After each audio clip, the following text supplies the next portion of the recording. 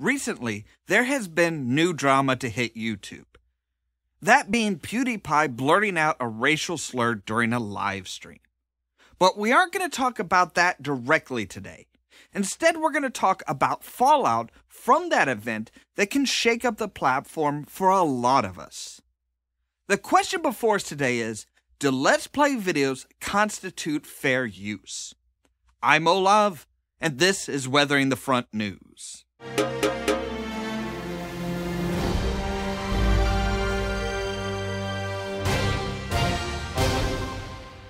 So after the latest PewDiePie disaster, Firewatch developer Sean Vanneman took to Twitter and stated that Campo Santo Games would be filing a DMCA takedown of the gameplay video that PewDiePie did for Firewatch.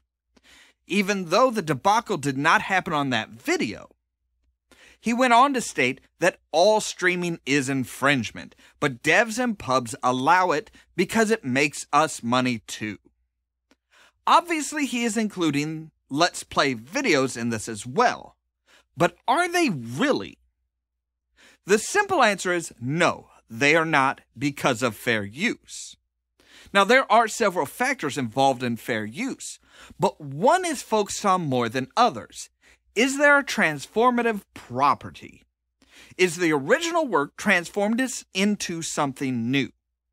In this case, we have to say that Let's Plays are almost automatically transformative, and typically they have 3 levels of transformation. Level 1 of the transformation is the gameplay itself. This is something that has developed and become more transformative as games have become more intricate. In the days of basic platformer games, there were only a few things a person could do in the game to make the gameplay their own.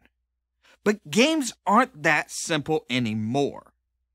The more actions a player can take, the more choices that you offer them, and the more gameplay styles you build into your game means that one person's gameplay is difficult, if not impossible, to recreate without copying their video. Think about it like this.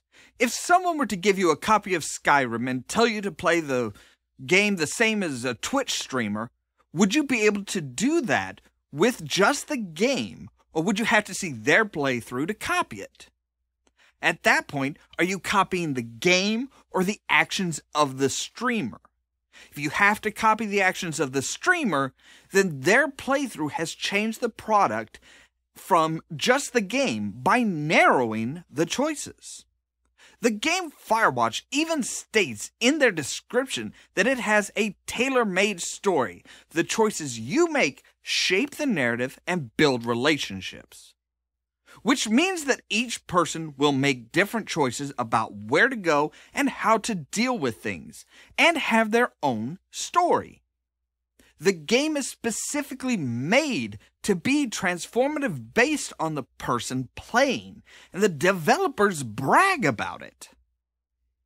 Just on the basic level of playing the game, any stream or Let's Play is transformative, but very few people stop at that level.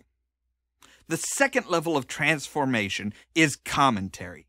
This is where Let's Plays and streams really break into the realm of fair use. When you are making commentary throughout the gameplay, you are not just showing a specific path built into the game, but really making it your own. If it's a role-playing game, most people will create a persona for their character, creating something that nobody else will. Even in an adventure game, a person's comments about the story, the characters, the actions being performed will change how the game is seen by the viewer. Have you ever stopped to realize that most gamers are wrong about the Super Mario Bros.? Most gamers think Mario hits the brick with his head, but if you look closely, his fist is raised above his hat. So, many of you saw it wrong, and it changed how you viewed the game. But how do you view it now? If you watch a playthrough of Firewatch, the story pieces together slowly based on how the player responds and where they go. but the player's commentary can change how things are seen. If they get a piece of evidence that you've never seen before and make a statement about what it means, provided it's logical to you, that can change the meaning of the story and game. Even how text is read by the player can make a difference. Do they use a silly voice? Are they saying the words happily, dramatically, morosely? The story can be affected by the amount of energy the gamer has, or even what mood they're in. But there's still one more level that most Let's Play videos and streams have that helps the transformative factor: face cams. A lot of people view face cams as just part of the style, but it helps add weight to the transformative property argument for fair use. It's not just so you can see the person, but you can see their facial expressions and gestures. I'll show you 2 clips right now of the gameplay video, and you decide if there's a difference. I'm not mad. I'm not mad at all.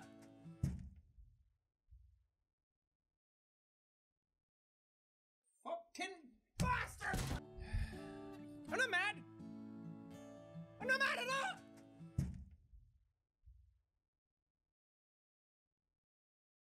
Fucking bastard. In that clip, Jacksepticeye is upset. You can tell he's upset.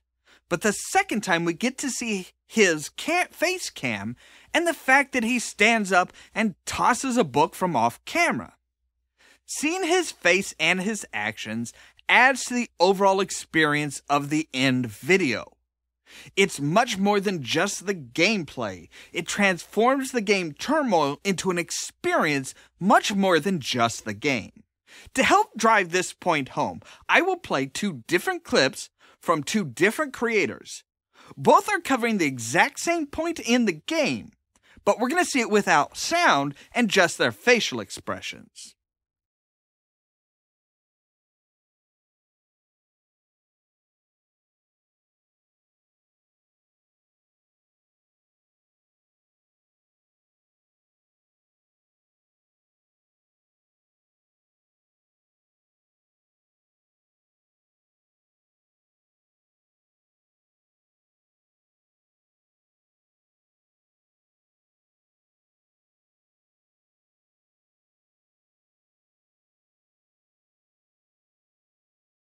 These are from the game West of Loathing, particularly searching that first spittoon. Would you guess, from the face cams of Markiplier and Lord Minion 777, that they are playing the same point in the same game? Mark is clearly finding it more and more funny as he reads it, while Wade is struggling with some of the ickiness of what's being described. 2 good friends have 2 different reactions to the same exact thing. Obviously, seeing the person's face helps transform the video.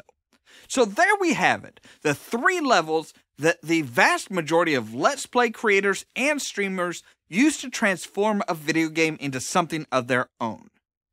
Now, the challenge I have for anyone who thinks it's still not transformative is to copy one of those videos without watching them first.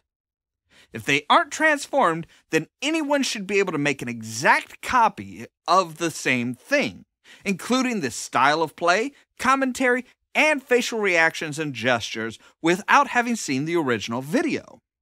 I'm sure there are plenty of people saying, "But Ollamh, why are you making such a big deal out of this?" Because Sean Vanneman isn't just doing it with his company. He's trying to pressure other companies into following suit.